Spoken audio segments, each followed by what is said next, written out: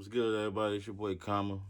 We back with another video, man. I just wanted to real quick tapping on this see a lot of talk about this Dak Prescott trade for Russell Wilson. Nonsense that we like a trade that we never knows. Like we all knows never gonna happen. But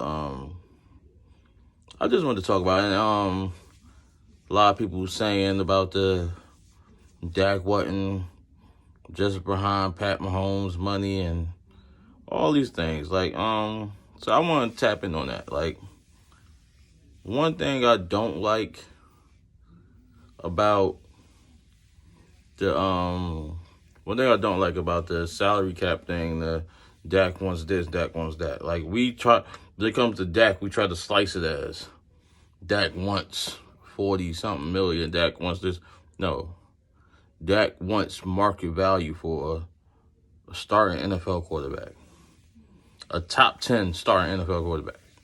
He wants market value.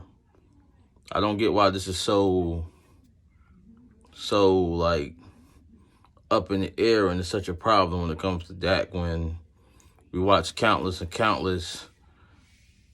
quarterbacks who've been paid, who done way less in their career, no playoff wins, anything, way less than Dak in their career, such as Jimmy Garoppolo's and the Kirk Cousins with the first fully guaranteed contract in NFL history. Like, I don't understand why when it comes to Dak it's such a thing.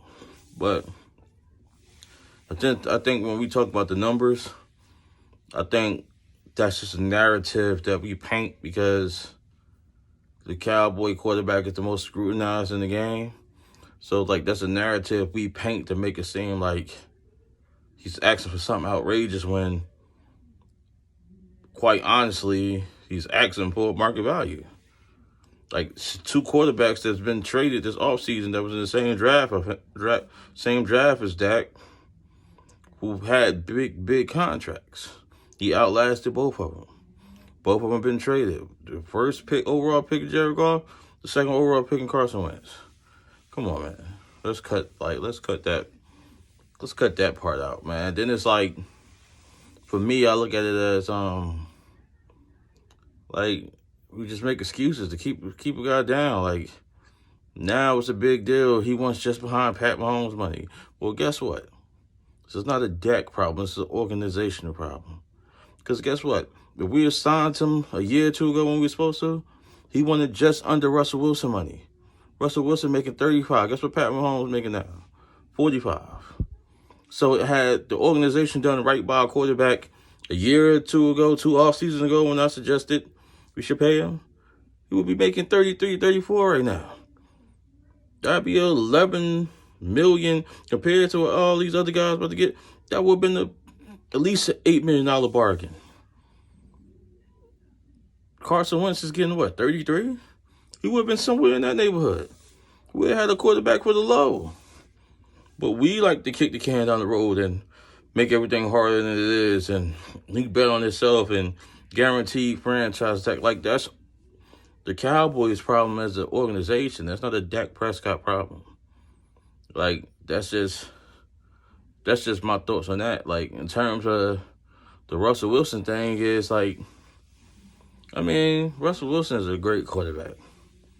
But one, we would have to basically mortgage our future to get Russell Wilson, because if Seattle just traded 2 first-round picks, I believe, for a safety, think about what it's a quarterback in the magnitude of Russell Wilson or even Deshaun Watson, who wants out of Houston, will cost us.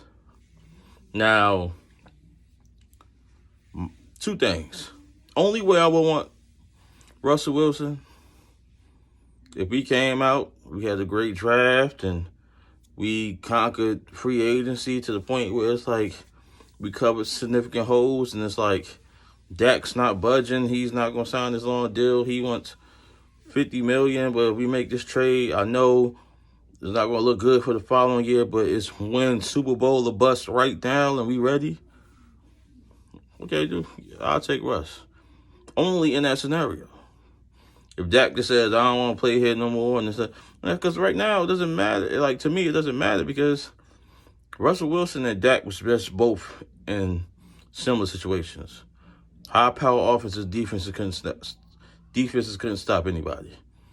They actually had a shootout last year. Defenses couldn't stop each other. It came down who had the ball last. I think we turned the ball over more than them, so they took the victory. But they went home on the first-round exit last year, too.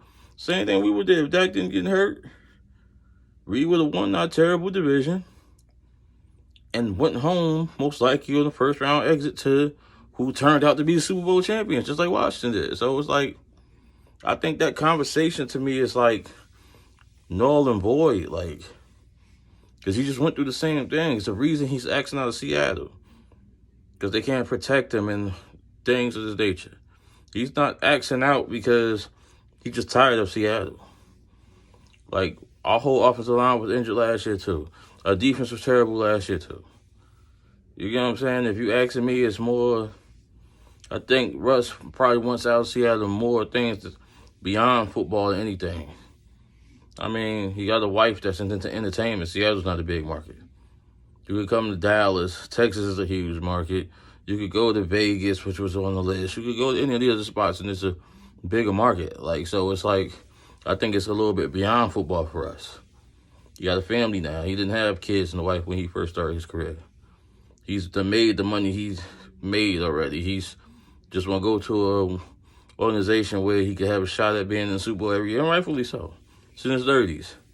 But I just wanted to touch bases on that real quick. And I just think quarterback-wise, period, I think we just need to stop. Like, yes, they get all the praise, but they get most of the blame. And it's like certain things I just don't understand.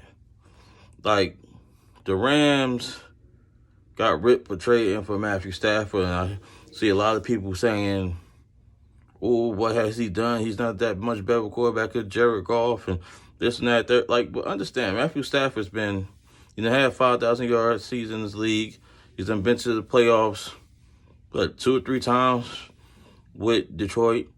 And, like, we can't hold certain stuff against him. He's never had a great defense, never had a great offensive line. They never had a run game.